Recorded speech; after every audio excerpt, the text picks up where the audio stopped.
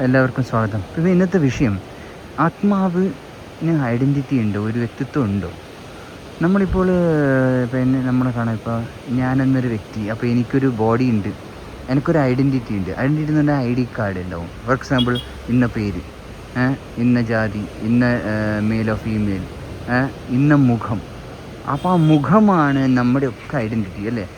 നമ്മളൊക്കെ അറിയുന്നത് ആ മുഖത്തിലൂടെയാണ്. എന്ത് വന്നാലും നമ്മുടെ ബോഡിയിലെ കൈരേഖ ഓരോ വ്യത്യാസമാണെങ്കിലും നമ്മൾ അറിയപ്പെടുന്നത് മുഴുവൻ ആ മുഖത്തിലാണ്. ഇന്ന ആൾ മഹാത്മാഗാന്ധി, നമ്മൾ ആ മുഖത്തിലൂടെയാണ് ഇന്നത് മഹാത്മാഗാന്ധിയാണെന്നും ഇന്ന ആളാണ് നമുക്ക് സ്വാതന്ത്ര്യം നേടാൻ സഹായിച്ചതും, അല്ലെങ്കിൽ സുഭാഷ് ചന്ദ്രബോസും സഹായിച്ചതും, ഭഗത് സിംഗ്, അങ്ങനെ ഓരോന്നിനും ഓരോ ഐഡൻറ്റിറ്റി ഉണ്ട്. എങ്ങനെ ഐഡൻറ്റിറ്റി ഉണ്ട്? ആ ഒരു മുഖഛായയിൽ. പക്ഷേ ഈ ആത്മാവിന്, ഇപ്പോൾ ഭഗത് സിംഗിൻ്റെ ആത്മാവായാലും ശരി, മഹാത്മാഗാന്ധി ആത്മാവിന് ആ ഒരു ഐഡൻറ്റിറ്റി ഉണ്ടാ? മീൻസ് ആ ഒരു മുഖം ആ ആത്മാവിനുണ്ടാ? ഇല്ല. ആത്മാവിന് മുഖമില്ല. ആത്മാവ് ഇത് ശരീരം എടുക്കുമ്പോൾ ആ ശരീരത്തിൻ്റെ മുഖമാണ് നമ്മൾ ഈ പറയുന്ന ഐഡൻറ്റിറ്റി ആയിട്ട് കൊണ്ട് നടക്കുന്നത്. ശരീരത്തിനെയാണ് നമ്മൾ ആരാധിക്കുന്നത്. ഭഗത് സിംഗ് ആയാലും ശരി, മഹാത്മാഗാന്ധി, ആ ശരീരത്തിനെ നമ്മൾ ആരാധിക്കുന്നു, ബഹുമാനിക്കുന്നു. ആ ഉള്ളിലുള്ള സോളിന് ഐഡൻറ്റിറ്റി ഇല്ല. അതാ ജന്മം എടുക്കുമ്പോൾ, ആ ശരീരം എടുക്കുമ്പോൾ ആ ആത്മാവ് ആ ഐഡൻറ്റിറ്റി പ്രാപിക്കുകയാണ് ചെയ്യുന്നത്, അല്ലേ? അതിൻ്റെ പല കർമ്മങ്ങളിലൂടെ നമ്മൾ ആ ഐഡൻറ്റിറ്റി എടുക്കുകയാണ് ചെയ്യുന്നത്. അതും തുടക്കത്തിൽ ആത്മാവ് ശുദ്ധൻ, ആത്മാവിന് ആ ഒരു കുഞ്ഞിൻ്റെ മുഖമാണ്. അത് വലുതായി വലുതായി മഹാത്മാഗാന്ധിൻ്റെ ആ രൂപത്തിലേക്കും സുഭാഷ് ചന്ദ്രബോസിൻ്റെ രൂപത്തിലേക്കും ആ ഐഡൻറ്റിറ്റി വളരുകയാണ് ചെയ്യുന്നത്. പിന്നീട് അത് എടുക്കുകയാണ്. അതിന് ആദ്യം ആ ഒരു ഐഡൻറ്റിറ്റിയൊന്നും ഇല്ല. അതിനൊരു ഷേപ്പുമ്പോൾ ഒന്നുമില്ല. അത് എന്താണോ നമ്മൾ ആ ബോഡീനെ നമ്മൾ ആ ഐഡൻറ്റിറ്റി ആയിട്ട് എടുക്കുന്നു. ആത്മാവിന് അങ്ങനെയൊന്നും ഇല്ല. അതിനെ കാണാൻ അതിന് രൂപവും ഭാവവും ഒന്നുമില്ല. ഒരു ശക്തി, അത്ര തന്നെ. കളറില്ലാത്ത, ഒരു ഷേപ്പില്ലാത്ത, കാണാൻ പറ്റാത്ത അദൃശ്യനായ ഒരു ശക്തി. അത് പ്രവേശിച്ചപ്പോൾ അതിനുശേഷം വരുന്നു. പക്ഷേ ഈ ഗുണഗണങ്ങൾ ഓരോ ബോഡിയിലും വ്യത്യസ്തമായതുകൊണ്ടാണോ ഒരാൾ മഹാത്മാഗാന്ധി, ഒരാൾ സുഭാഷ് ചന്ദ്ര, ഒരാൾ വീരപ്പനൊക്കെ ആവുന്നത്? ഗുണഗണങ്ങൾ മാറുന്നുണ്ട്. ഓരോ ശരീരത്തിലും അതിൽ ഗുണം നിറക്കുന്നതാണോ? അല്ല. ശരീരവും ഓരോ കാലഘട്ടത്തിൽ വന്ന് വരുന്നതാണ്. ചിലത് സദ്ഗുണങ്ങളും ചിലത് നിർഗുണവും പാപഗുണങ്ങളും ഒക്കെ ഇങ്ങനെ അത് കേടുന്നു. ആ കാല അനുസരിച്ച് ഓരോരുത്തരുടെ കർമ്മം അനുസരിച്ച് അവൻ നല്ലവനും ചീത്തവനും ആയിരുന്നു. നല്ലതും ചീത്തയും സാഹചര്യം അനുസരിച്ചും വരും. ഒരുത്തൻ്റെ നന്മ വേറൊരുത്തൻ്റെ തിന്മയായിരിക്കാം. മഹാഭാരതത്തിൽ ദുര്യോധനൻ്റെ ആംഗിൾ നോക്കിക്കഴിഞ്ഞാൽ അദ്ദേഹം ഹീറോ ആണ്, അദ്ദേഹം നല്ല കാര്യമാണ് ചെയ്യുന്നതാണ് അദ്ദേഹത്തിൻ്റെ പക്ഷം. പക്ഷേ കൃഷ്ണൻ്റെ ആംഗിളിലും അർജുനൻ്റെ ആംഗിളിലും ഒക്കെ നോക്കിക്കഴിഞ്ഞാൽ പാണ്ഡവരുടെ പക്ഷത്താണ്. അപ്പോൾ അത് അത്യന്താപേക്ഷിതമാണ്. അപ്പോൾ ഒരു ഐഡൻറ്റിറ്റി അല്ലെങ്കിൽ ഒരു വ്യക്തിത്വം വരുന്നത് ഒരുപാട് 25-30 വർഷങ്ങൾക്ക് ശേഷമാണ് ഒരു ആത്മാവ്, മഹാത്മാഗാന്ധിയുടെ ആത്മാവും ഒരു വീരപ്പൻ്റെ ആത്മാവും ഒരു ഇതായിട്ട് മാറുന്നത്. അപ്പോൾ അതൊക്കെ ഓരോ ശരീരം നേടുന്ന ഐഡൻറ്റിറ്റിയാണ്, തൻ്റെ പ്രവൃത്തികളിലൂടെ നേടുന്നതാണ്. ആത്മാവിന് അതുമായിട്ട് എന്തെങ്കിലും ബന്ധമുണ്ടാകും? ശരിക്കും ആത്മാവിനൊരു ബന്ധമില്ല.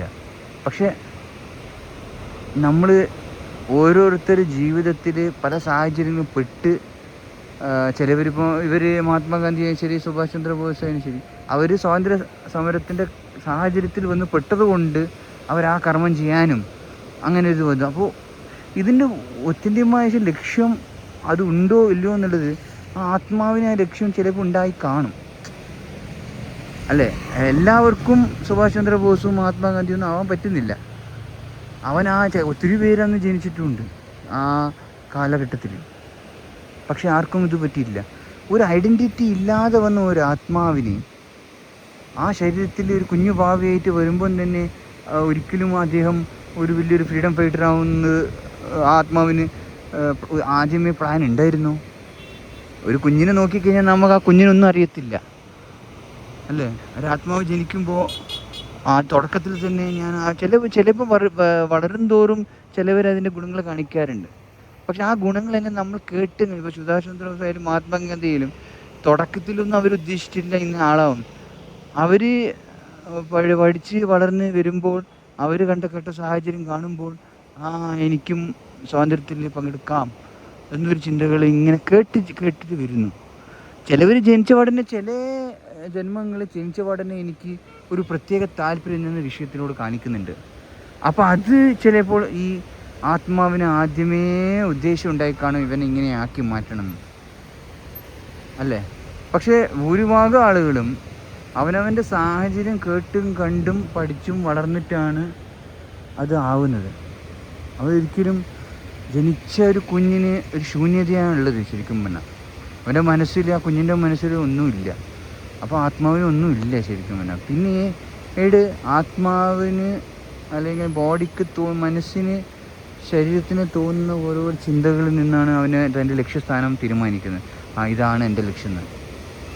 അത് നമുക്ക് പൂർണ്ണമായിട്ടും ആത്മാവിനൊന്നും അറിയില്ല എന്ന് ആത്മാവും എന്താ പറയുക, ശരീരത്തിൽ കയറുമ്പോൾ തുടക്കത്തിൽ തന്നെ ചിലപ്പോൾ എനിക്ക് സ്വാതന്ത്ര്യ സേനാനി ആവണം എന്നൊരു കുഞ്ഞിനതൊന്നും ഉണ്ടാവില്ല. പക്ഷെ അതിൻ്റെ ത്വര ചിലപ്പോൾ അത് ഉണ്ടാവുമായിരിക്കും. ഒരു ഉദ്ദേശം ആത്മാവിന് അറ്റാച്ച്മെൻറ്റ് ഉണ്ടാവുമായിരിക്കാം. പക്ഷെ അത് നമുക്ക് ഉറപ്പില്ല. കൂടുതലും നമ്മൾ പ്രാക്ടിക്കൽ എടുത്തു കഴിഞ്ഞാൽ പലവരും ജീവിത സാഹചര്യം കൊണ്ടുവരുന്നതാണ്. പിന്നെ ചിലവർക്ക് ചിലതിന് താല്പര്യം തോന്നും. സംഗീതത്തോട് താല്പര്യം ചെറിയ കുട്ടികൾക്കുണ്ട്, നൃത്തത്തോട് താല്പര്യമുണ്ട്. കഴിഞ്ഞ ജന്മത്തിൽ അവർ വലിയ ഇതായിരിക്കണം എന്ന് നമ്മൾ ഇങ്ങനെ ചിന്തിക്കും അല്ലേ. യഥാർത്ഥത്തിൽ അങ്ങനെയാണോ എന്ന് ചോദിച്ചിട്ടുണ്ടെങ്കിൽ നമുക്ക് പൂർണ്ണമായിട്ട് അവഗണിക്കാൻ പറ്റില്ല. ഈ ആത്മാവിനെ ഞാൻ ഒരു വീഡിയോയിൽ വരുന്നുണ്ട്. അതിനൊരു എന്താ പറയുക, അന്ധകരണമുണ്ട് അല്ലേ, ഒരു വാസന എന്ന് പറയും. അപ്പോൾ വാസന എന്ന് പറയുന്നത് ഒരു ലെയർ എന്ന് പറയും. ഈ ആത്മാവ് കൊണ്ട് നടക്കുന്ന ഒരു മെമ്മറി മാതിരി ഒരു സാധനം. ആ മെമ്മറിയിൽ എല്ലാ ജന്മങ്ങളുടെ ഹിസ്റ്ററി ഉണ്ട് എന്നാണ് പറയുന്നത്. അതായത് കഴിഞ്ഞ ജന്മത്തിൽ തനിക്ക് താൻ രാക്ഷസനായിരുന്നു, അല്ലെങ്കിൽ അങ്ങനത്തെ ഡീറ്റെയിൽസൊക്കെ അതിലുണ്ടോ, തൻ്റെ ഇന്നെന്നാന്ന് കഴിഞ്ഞ ജന്മങ്ങളിൽ ചെയ്തതെന്നൊക്കെ. അത് അഭിരുചി താൻ ഇന്ന് ചെയ്യുക എന്നൊക്കെ ഇങ്ങനെ ആത്മീയ ഇതിലൊക്കെ നമ്മൾ പഠിക്കുന്നുണ്ട്. പക്ഷെ നമുക്ക് പ്രാക്ടിക്കലായിട്ട് അത് പ്രൂവ് ചെയ്യാനൊന്നും പറ്റില്ല. അത് പറ്റിയിട്ടില്ല എന്നാണ് എനിക്ക് തോന്നുന്നത്. ഇതുവരെ അങ്ങനെ പ്രാക്ടിക്കലായിട്ടും ചിലവരത് നന്ന ചെറുപ്പത്തിൽ ലളിത സഹസ്രനാമം പല എന്താ പറയുക ഡാൻസ് ചെയ്യുന്നു, പാട്ട് ചെയ്യുന്നു, പല അത്ഭുത പ്രവൃത്തികളൊക്കെ ചെയ്യുന്നു. അപ്പം നമ്മളത് കാണുമ്പോൾ വിചാരിക്കും ഇത് പണ്ട് കഴിഞ്ഞ ജന്മത്തിൽ നിന്ന് ക്യാരി ഫോർവേഡാണ്. പക്ഷെ അത് അപൂർവം ഇതേ ഉള്ളൂ. ആ ഒരു കോട്ടിങ് ഉണ്ടാവാം എന്നാൽ നമുക്ക് ഇതിനെ സംബന്ധിച്ചാൽ ആത്മാവിനെ നമ്മൾ കണ്ടിട്ടില്ല, അതാണ് സത്യം. ആ ആത്മാവിന് ഒരു വാസനയുണ്ടോ ഇല്ലയോ എന്നുള്ളത് നമുക്ക് ആത്മാവിനെ കണ്ട് അതൊരു ടെസ്റ്റ് ഒരു മെഷീനിൽ ആത്മാവ് ഇങ്ങനെ കാണണം, ശക്തിയുടെ രൂപത്തിൽ, ആ രൂപത്തിൽ കണ്ട് എന്നിട്ട് അതിനെ അനലൈസ്, ഒരു ആറ്റമും മോളിക്യൂൾസൊക്കെ അനലൈസ് ചെയ്യുന്നില്ലേ. ആ ആറ്റമിന് ന്യൂട്രോൺ ഉണ്ട്, പ്രോട്ടോൺ ഉണ്ട് എന്നൊക്കെ നമ്മൾ കെമിസ്ട്രിയിൽ പഠിച്ചിട്ടില്ലേ. അതുപോലെ ഒരു ന്യൂക്ലിയസ് മാതിരി ആത്മാവിനെ നമുക്ക് കാണാൻ പറ്റിയാലേ നമുക്ക് അതിലുണ്ടെന്ന് പറയുന്നത്. അതുവരെ പ്രാക്ടിക്കലായിട്ട് നമുക്ക് തെളിയിക്കാൻ പറ്റും. ബാക്കിയൊക്കെ നമ്മൾ ചിന്തിച്ചെടുക്കുകയാണ്. കഴിഞ്ഞ ജന്മത്തിലുള്ള വാസനകളാണ് ഈ ജന്മത്തിൽ കാണിക്കുന്നതെന്നുള്ളത് നമുക്കിങ്ങനെ സങ്കല്പിച്ചെടുക്കാമെന്നല്ലാതെ നമുക്കത് പക്ഷെ ഇല്ല എന്ന് ഉറപ്പിച്ച് പറയാനും പറ്റില്ല. കാരണം നമ്മൾ കാണാത്തിടത്തോളം നമുക്കതൊന്നും പറയാൻ പറ്റില്ല. പക്ഷേ ഒന്നുണ്ട്, അതിന് കഴിഞ്ഞ ജന്മത്തിൽ കംപ്ലീറ്റ് ഐഡൻറ്റിറ്റി ഒന്നും ഫോളോ ചെയ്യുന്നില്ല. അതിൻ്റെ ചില ഇൻട്രസ്റ്റുകൾ ചിലപ്പോൾ ഫോർവേഡ് ചെയ്യുന്നുണ്ടാവും. അപ്പോൾ ഞാൻ നേരത്തെ പറഞ്ഞ പോലെ ഒരു ജന്മത്തിൽ അവൻ ഫൈറ്ററായിട്ട് മരിച്ച ഒരാൾ ചിലപ്പോൾ ഈ ജന്മത്തിൽ ഫൈറ്റർ ആവാനുള്ള ഒരു ടെൻഡൻസിറ്റി കാണിക്കും.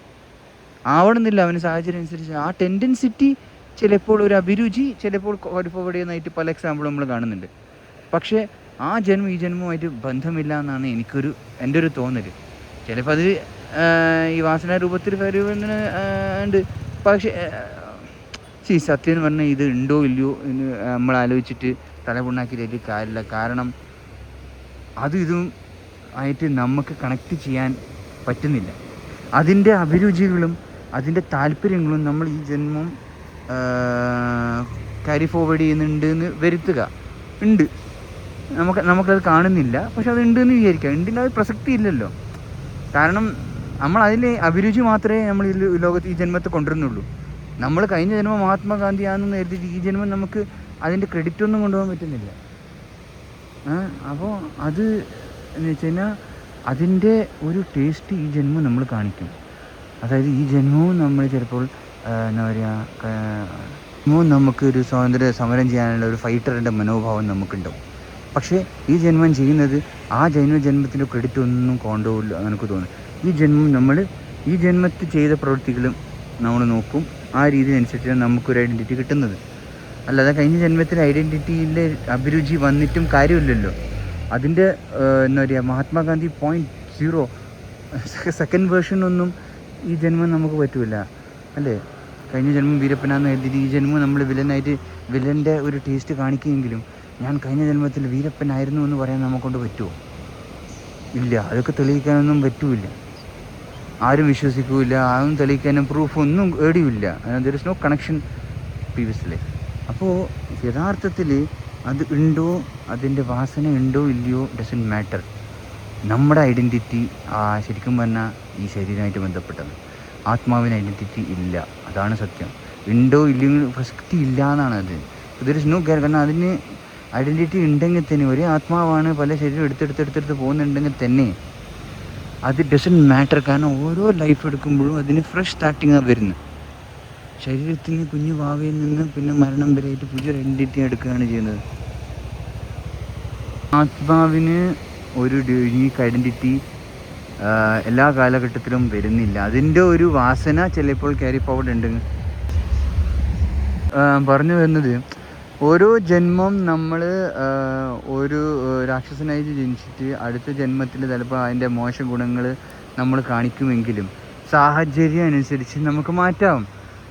ആ ജന്മം ചിലപ്പോൾ ഒരു നല്ലൊരു കുടുംബത്തിൽ ജനിച്ചു കഴിഞ്ഞാൽ അച്ഛനും അമ്മയും നല്ല നല്ല കാര്യങ്ങൾ പറഞ്ഞും കേട്ടും ആ കുഞ്ഞ് തൻ്റെ മോശം ഗുണങ്ങൾ അങ്ങനെയും കേട്ടിട്ടുണ്ട്. ചിലവർ അങ്ങനെയും കാണിക്കുന്നില്ല, ആ മോശം ഗുണങ്ങൾ തന്നെ കാണിച്ചിട്ട് കഥകളിൽ നമ്മൾ കാണുന്ന ദുര്യോധനൻ നല്ല ആക്കാൻ ശ്രമിച്ചിട്ടും അവൻ ദുര്യോധനായി മാറി എന്ന് പറയുന്നുണ്ട്. പക്ഷെ അത് കഥകൾ നമ്മൾ റിയൽ ലൈഫിൽ എത്രയോ പേരുണ്ട്. പ്രഹ്ലാദനൊരു എക്സാമ്പിൾ അല്ലേ. ഹിരണ്യകശിപുവിൻ്റെ മകനായി ജനിച്ചിട്ട് അവസാനം പ്രഹ്ലാദൻ നല്ല ഗുണങ്ങൾ കാണിച്ചിട്ട് അല്ലേ. അപ്പോൾ അങ്ങനെ ഓരോ ജന്മങ്ങൾ എങ്ങനെയാണോ നമ്മൾ വളർന്നു വരുന്നത്, ആ സാഹചര്യം നല്ലതാണെങ്കിൽ അവൻ എത്ര മോശം ഗുണം കാണിച്ചാലും അവൻ ആവാമെന്നൊന്നുമില്ല. നേരെ മറിച്ച് ഡബിൾ സ്ട്രോങ് ആയിട്ട് നമ്മൾ എത്ര നല്ല ഉപദേശം കേട്ടിട്ടും ഞാൻ ആ കഴിഞ്ഞ ജന്മത്തിൻ്റെ മോശം ഗുണങ്ങളെ കാണിക്കൂ എന്ന് പറഞ്ഞ് അങ്ങനെയും ചില ആളുകൾ വാശി പിടിക്കാറുണ്ടല്ലോ. അപ്പോൾ നമുക്കത് അതാ പറയുന്നത്, നമ്മൾ ഡസൻറ്റ് മാറ്റർ കഴിഞ്ഞ ജന്മം എന്നാണ് അതിൻ്റെ വാസനകൾ ചില കാണിക്കുമെങ്കിലും you are not carrying forward the identity ഒരിക്കലും കഴിഞ്ഞ ജന്മം അത് ആ ശരീരം വിട്ടോടുകൂടി ഐഡൻറ്റിറ്റി കഴിഞ്ഞു. പിന്നെ നമ്മൾ ഈ ജന്മം എടുക്കുന്നത് ഏറ്റവും വലിയ എക്സാമ്പിൾ നമ്മൾ കാണുന്നത് ഈ ലോകത്തിൽ എത്ര ആളുകൾ എത്ര ഫേസാണ്. എല്ലാവർക്കും എല്ലാ ഫേസുകളിലും ഓരോ ഐഡൻറ്റിറ്റി ഉണ്ടായിരുന്നെങ്കിൽ ഓരോ വ്യത്യസ്ത ആത്മാവിന് അതാണ് ഒരു സംശയം. ഓരോ മനുഷ്യനും ഓരോ വ്യത്യസ്ത ആത്മാവായിരുന്നെങ്കിൽ ഈ പ്രപഞ്ചം ആത്മാക്കളെ കൊണ്ട് തിങ്ങി നിറഞ്ഞേനെ. ഒത്തിരി ആത്മാക്കളെ കൊണ്ട് തിങ്ങി നിറഞ്ഞേനെ. ഈ ആത്മാക്കളൊക്കെ എവിടെ പാർപ്പിക്കും? ഈ പ്രപഞ്ചത്തിലുള്ളത് തന്നെയാണ് ആത്മാവ് എന്നാണ് എനിക്ക് നമ്മളൊരു കണ്ടുപിടുത്തം. കാരണം ആത്മാവിന് എന്നൊരു ആത്മലോകം അങ്ങനെയൊന്നും ഇല്ല. ഈ പ്രപഞ്ചത്തിൽ ഈ ശൂന്യത ഈ പ്രപഞ്ചത്തിൽ കാണുന്നതിലൊക്കെ തന്നെയാണ് ആത്മാവ് അലിഞ്ഞു ചേർന്നിരിക്കുന്നത്. അതിൽ നിന്ന് കയറി വരുന്നതാണ് ശരീരത്തിലെടുക്ക് കയറി വരുന്ന ഒരു പ്രതിഭാസമാണ് ഒരു ജീവൻ വരുന്നതൊക്കെ. അതാണ്. അപ്പോൾ ഇത്ര അനവധി ആത്മാക്കളൊക്കെ ഓരോ ഐഡൻറ്റിറ്റി ആയിരുന്നെങ്കിൽ അതിനൊക്കെ പിടിച്ചിട്ട് ഓരോ ലോകത്തിലും ഭയങ്കര ഇത് അൺബിലീവബിൾ ആയതിനെ ആത്മാക്കൾ എവിടെ മാനേജ് ചെയ്യും? So it's like same. എല്ലാം ഒരേ ആത്മാവ് തന്നെയാണ് ബേസിക്കലി. അതാണ് അതിലേക്കാണ് നമ്മുടെ ഈ ചർച്ചയെ പോകുന്നത്. അല്ലാതെ നമ്മൾ വിചാരിക്കുന്ന പോലെ ഓരോ വ്യക്തിത്വം ഓരോ ആത്മാവ് നമുക്ക് തോന്നുന്നതാണ്. അത് നമ്മൾ ഈ 200 വർഷം ചരിത്രത്തിൽ നമ്മൾ കാണുന്ന കുറേ ആളെ കാണുമ്പോൾ നമ്മൾ വിചാരിക്കും ഇതൊരു വലിയൊരു ആത്മാവ്, അതൊരു മോശം ആത്മാവ്, ഇതിന്ന ആത്മാവ്. എല്ലാവരും പല വേഷം ധരിക്കുന്നേ ഉള്ളൂ. ഒരു ശരീരം എടുക്കുമ്പോൾ ഓരോരോ വ്യത്യസ്ത ഷേപ്പുകളുള്ള ബോഡി നമുക്ക് കിട്ടും, ഓരോ വ്യത്യസ്ത ഷേപ്പുള്ള മുഖങ്ങൾ നമുക്ക് കിട്ടും. ആത്മാവിന് അങ്ങനെ ഒരു ഐഡൻറ്റിറ്റി ഒന്നുമില്ല. അത് ഇങ്ങനെ. അപ്പോൾ ഒരേ ആത്മാവ് തന്നെയായിരിക്കും ആ ബോഡിയിലും ഈ ബോഡിയിലൊക്കെ ഉള്ളത്. അല്ല വേറെ ഐഡൻറ്റിറ്റി ആയിരുന്നെങ്കിൽ ഒന്ന് ആലോചിച്ച് നോക്ക്. എല്ലാവർക്കും ഓരോരോ ഈ കഥകൾ കൊണ്ട് ഭ്രാന്തായാണ്. ഇതൊക്കെ എവിടെ സൂക്ഷിച്ച് വെക്കും? ഈ ആത്മാവ് എന്ന് പറയുന്നത് ഓരോ വ്യക്തി ജീവജാലങ്ങളിലും ഉണ്ടാവില്ലേ, ഉറുമ്പുകളില്ലേ നിലത്ത്, അവർക്ക് അമീബയിൽ വരെ ഉണ്ടാവില്ലേ. സോ ഇറ്റ്സ് ലൈക്ക് നമ്മൾ ഈ ഇത് എല്ലാ സ്ഥലത്തും തന്നെ ഉള്ളത് തന്നെയാണ് ഈ ആത്മാവ്. അല്ലാതെ ആത്മാവിന് വേറെ ലോകത്തു നിന്ന് വരുന്നതായിട്ടൊന്നും I don't think so. It's there here everywhere. അതുകൊണ്ടാണ് ഇവിടെ ഉള്ളത് ആത്മാവ്. ഇവിടെ അതെടുത്ത് പോയി കഴിഞ്ഞാൽ ഇതിലൂടെ ഒന്നും ജീവൻ ഉണ്ടാവില്ല. സിമ്പിൾ. അപ്പോൾ അതൊക്കെ ഭയങ്കര വലിയ ഫിലോസഫിയാണ്. നമുക്ക് പിന്നീട് കാണാം. Okay, take care.